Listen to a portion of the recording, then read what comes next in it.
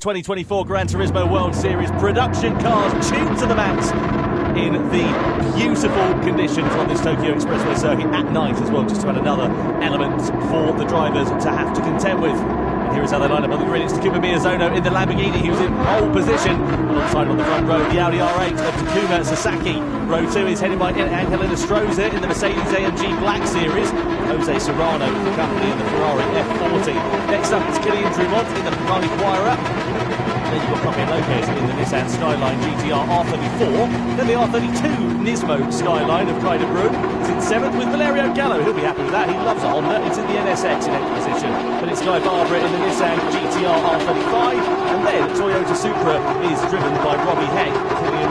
Callum Roach, I should say, beg your pardon, is in the Mazda RX-7. And Adriano Carrazza in the Nismo 400R lines up at the back of the field. No need to worry about tyres during this race, by the way. It's a flat-out sprint from start to finish. It is going to be action-packed. Yeah, I mean, it's just a straight fight. And as you saw from our little graphic earlier on, these cars are tuned to way over 1,000 horsepower. And you add the slipstream into that, and you have the speeds entering T1 over 400 kilometers an hour or 250 mile an hour if you're that way inclined. So it's going to be, I think, chaotic down to T1 the first time through. If you get through there in one piece, I think you're in good stead for the race. That's definitely going to be a challenge. It certainly is, and the drivers, as we said, are going to have to be contending with nighttime conditions, and we saw them practicing earlier on. They were oversteering, understeering, sliding about all over the place. It was quite dramatic, really. Yeah, it was very much so, but a lot of fun to watch. And of course, bear in mind, in this case, it's a ton of fun to see these cars being represented. So the drivers get ready to start.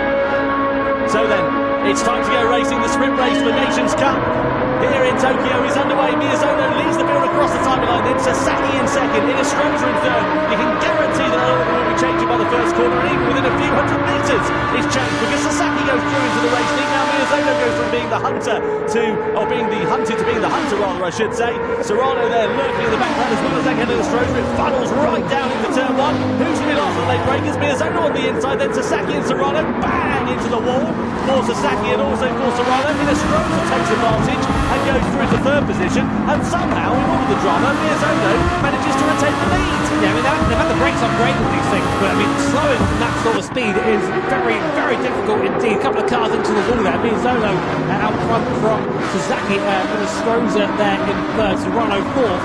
But as you can see, very, very tricky getting these production-based cars through this circuit. So much power being delivered to the wheels here. Some of these cars as well are rear-wheel drive, some are four-wheel drive. There's an advantage there in traction zones. Of course, in the corners, they're going to be a bit more susceptible to understeer the four-wheel drive machines. But coming through this tight section for the first time, we now come back up towards where we started our rolling start.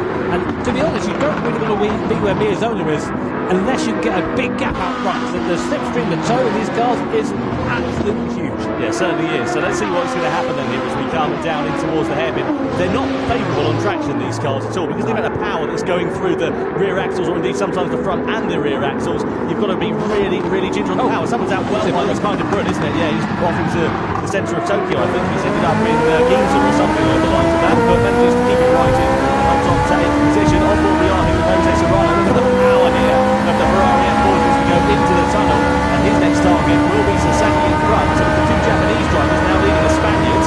Look at that speed climb there, 360 kph before we came off board there, 390, then 400 kilometers an hour off the end of the speedo, and then some in this F40. I mean, I don't know too, to be honest, at this point. It's very, very comforting on a little bit of stopped in time. This time through, they do, and Kaida Brun almost getting it wrong in the skyline, almost going to the back of Jose Serrano there, but Sasaki up into the lead now, of course, after that slipstream opportunity. But you're seeing these cars are insane. You have to belong to a very special club to be one of these cars, Tom. Certainly do. On board we are, looking rather, I should say, at Takuma Miyazono, with Sasaki having taken over at the sharp end of this race. So down through into these sweeping S-bends. You've got to be one at a time from here, and you've got to really be careful about what sort of opportunities you decide to take, what liberties you decide to take, because it will reward you with the ball if you decide to push the limits that little bit too far.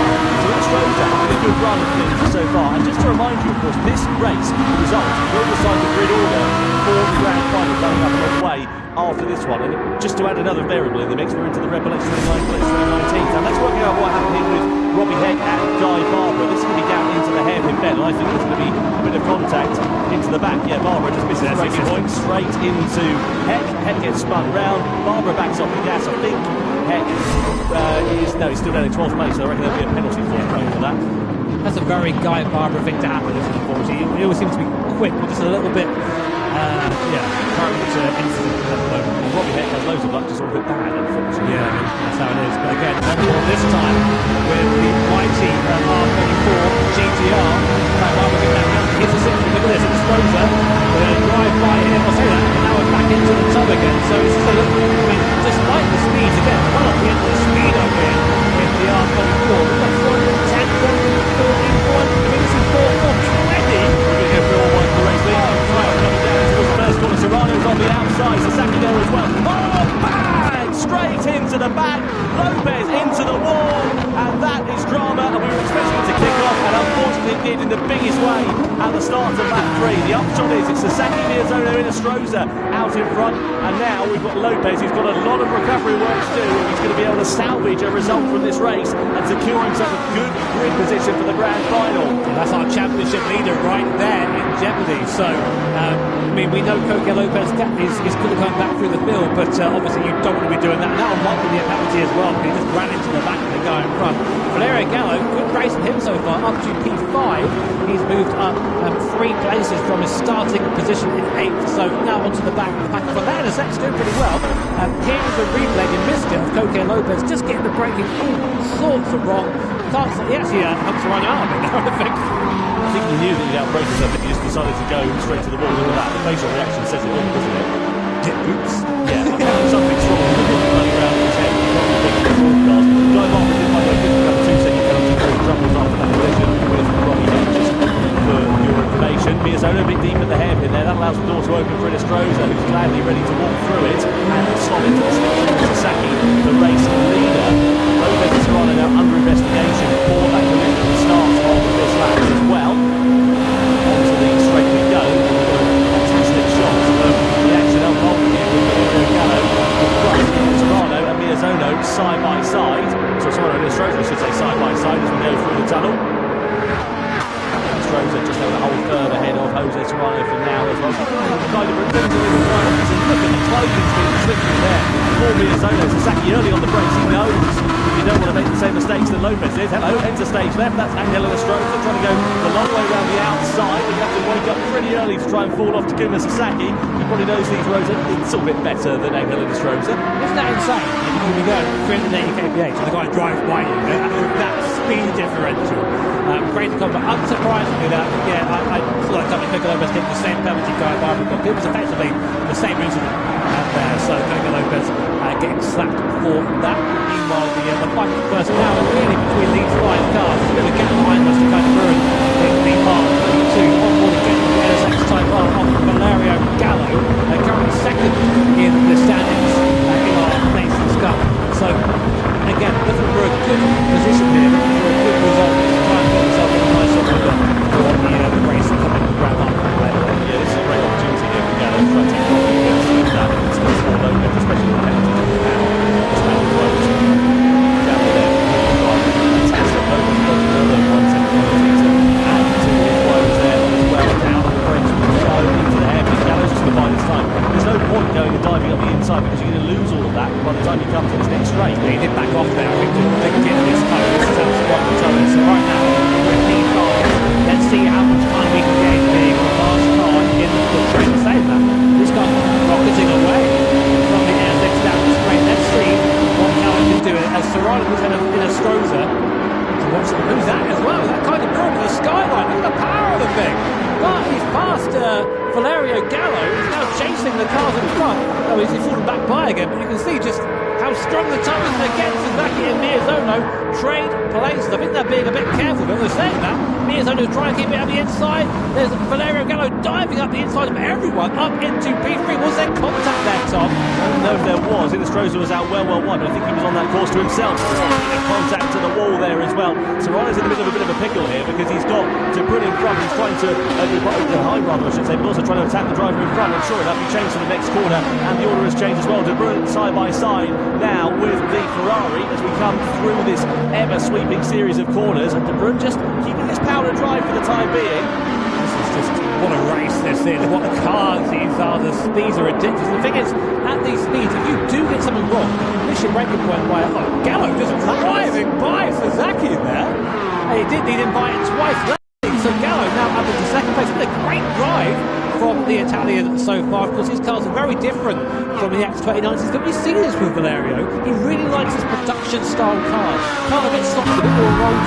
He just loves this sort of car. He really is just doing so well with them. I'm loving this version as well because we get to see the beautiful interiors of the team politically involved as well. I was actually watching on board Valerio Gallo a few minutes ago, looking at the clock, and I noticed that the clock does actually work in real time as well. Just that little attention to detail that you just don't see anywhere else. Meanwhile, Sasaki is keeping an eye on his clock because you know that the time will be running out as we head to the halfway stage. So he now gets past the Honda NSX of Valerio Gallo and back through into second position. Look at this, three abreast as we come through the tunnel. Oh, contact there with De Bruyne and Inestrosa. You've got to be so careful of that because these cars, when they're on the edge of adhesion like they are, you can flick them round with your little finger and it doesn't take a lot of contact at all to ruin your race. De Bruyne keeping a watching brief now right on board. This is a familiar sight for you if your name is Jimmy Broadbeck because that's a similar interior for your car. Look at that, Sasaki on the inside and Gallo as well. It's going to get messy this one, isn't it, in the closing stages? You can just sense it's going to really bubble up. And look at that, De Bruyne's got a lunge to the inside of Serrano as well. I don't think he can make that stick, but somehow he's got traction on the inside here against the Spaniard. And if he can hold it around the outside of Serrano, he's got that position. You can see in the traction zone, this thing's forward wide, the pace is really wide car, in fact, it's ending that power down a bit quicker. But then through these mid-sets, he just doesn't quite have the same cornering ability. So it'll be interesting to see the strength of the cars around this Tokyo Expressway circuit. And you see the gap really opening up there to the cars in front of behind us. It's 3.5 second gap. So the top six are comfortable right now. A reminder that it is a top six. That'll be scored points in the grand final a bit later on. So big practice for kind of Bruyne. Now closing back up to this leading lap. So there's a little bit of cat and mouse here, isn't there? This Simsbury coming in. So it's just trying to position yourself in the best place going onto that massive front straight. Yeah, there is a fair bit of yin and yang going on in this race.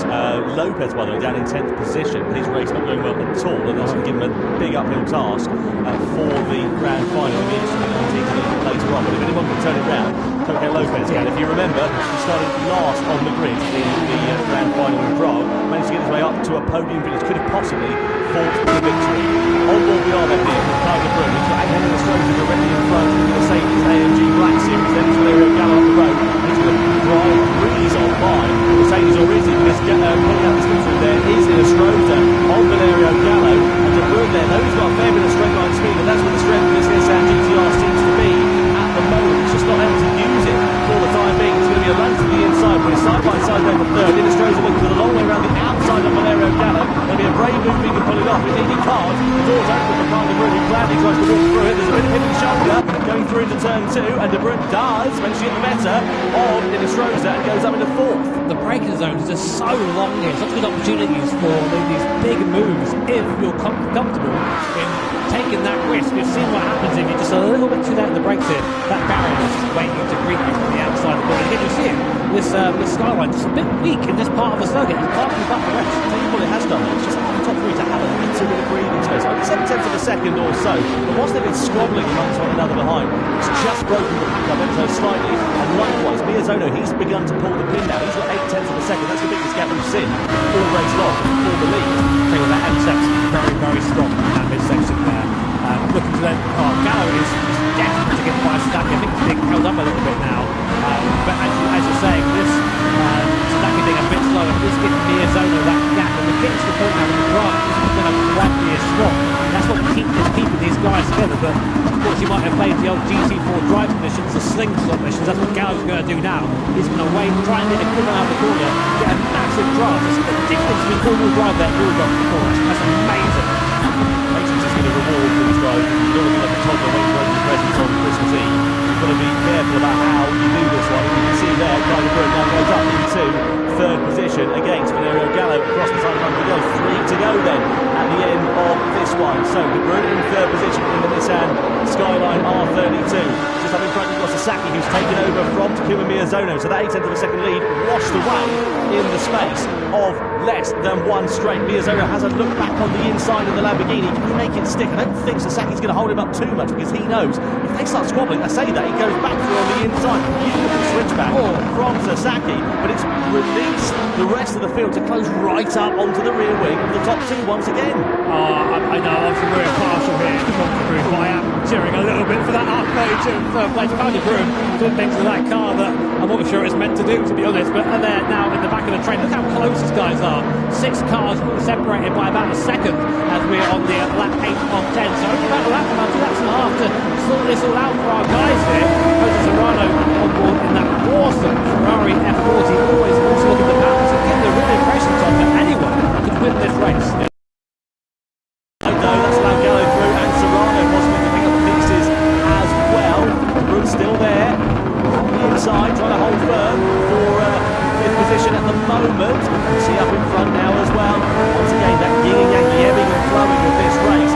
Sasaki leading from Miyazono. Gallo and Miyazono now side by side for second as we come down into the hairpin. Is Miyazono going to launch it through on the inside, or is he going to try and wait another day? No, he's going to go through. He's got track position on the inside. Will Gallo try and challenge him on the exit in the corner? He just lets him through and decides to go into the slipstream to attack him on this start-finish straight. So 2 to go then. The NSX just can't get out of the corner. Every time you see it struggle compared to the cars around the in the background, Kyle Brun in that four-wheel drive R32 GTR just pulls alongside with ease, and they're now side by side in the mirror. What a shot that is as we come down again to the first corner on board Miyazono. Look at that speed, look at the mirror, Kyle Brun is there behind, challenging. He's on second place. Will he ever go up into Miyazono for first on the inside as well? Oh, that was round he goes. It bottlenecks up into turn 1 and De Bruyne round like a tabletop at the start of the penultimate lap. What a shame for the Dutchman. We've always talked about him and his misfortune in the GT World Series, and unfortunately it comes home to roost as he plummets down the order. That releases 6 cars now down to 5. Miyazono it is that leads. What a shame for Kyle Brun. A very strong race for him there, but actually same time the track is a bit narrower there. I think he's been caught out by that as Gallo goes round the outside of Sasaki, and now for the first time Valerio Gallo is in a position where maybe he can get onto the back of Miyazono. He's going to be close. That Gallardo close. That Gallardo front, I think, is four-wheel drive. So here's a replay of what happened here, Tom. Yeah, let's have a look. So De Bruyne then goes to the move, and yeah, he just clips the wall, doesn't he? There wasn't any contact seemingly with Miyazono. Clips the wall as it pops up. That sends him round. I talked about the cars being so easy to turn around when you're at that limit, and you can see it there spinning round right to the back of the field. It's now an uphill challenge for De Bruyne, unfortunately, for the grand final. He'll be starting plumb last. Yeah, it just came round and just turned across the nose of Miyazono, and that was the end. It's a real shame for Kyle Brun, but just over 1 lap to go here, the sprint race here at Tokyo Expressway. Takuma Miyazono leads at the last corner, Gallo second, Sasaki third, and now it's going to be the biggest slipstream race of your life. They're all going to want to lead into T1, and Miyazono's in the worst place. Keep an eye out as well for the slipstream here, because we just have to come across to the timing line and see how far Valerio Gallo is. So look, there's the start-finish line. What's that going to look like in a lap stop? You need to be closer than that in order to challenge for the victory if you're going to go for a slipstream move. Gallo then now does go for the move against Takuma Miyazono, and hello, here comes Jose Serrano. There's more contact there. Miyazono gets biffed into the wall, but he's got the advantage of the slipstream, and it's Serrano going to be in a bit of bumper here. No, he's still there, ready to try and take advantage down to the first corner. Miyazono with a lunge on the inside, leans on Valerio Gallo.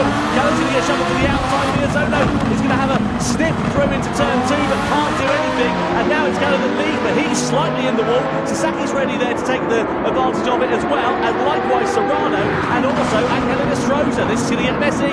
So Gallo is out front, but he needs to get that car. It's not good off the last corner. Any of the cars behind him will out-drag him down to the first corner. So at the moment, Gallo's got to drive for his life in this middle sector. Miyazono is still there. We have our second and third place in the championship, separated by only 3/10 of a second coming into the last section. Now he's putting a bit of a gap, Tom. We're Is that going to be enough going on to the final straight? Time is going to tell here. Gallo's pulled an advantage, but like you say, is it going to be enough for him to have that in his pocket? There are the steely eyes of determination for the Italian. The winner, of course, of the grand final from Prague last time out. Second he sits in the standings. His nearest rival to that is Coque Lopez. He's 11th, and that's where it looks like he'll be starting the grand final from. So this will be a great opportunity here for Valerio Gallo. Down into the hairpin. Miyazono late on the brakes. He's deep. Could that cost him a possibility of second place even here as we come on to the start-finish straight then for the final time? It's Gallo, Miyazono, Sasaki and Serrano. Miyazono's close. He's in the slipstream. We're going to go through into the tunnel and we're going to come to the final line. Here's Gallo going to be a sitting duck or is Miyazono going to bounce? It's a trap to the line in the sprint race here in the Nations Cup. Is it Miyazono? Oh no! 3,000ths of a second in it and Miyazono wins on the streets of Tokyo. Gallo finishes second, Sasaki in third. What a finish! Absolutely fantastic! You could just see Valerio looking out the side of his car being no, and Miyazono came through like a freight train. Good to see him getting up and applauding that. Sometimes you don't mind a race like that when you're a driver. If you come away feeling like you've had a good race.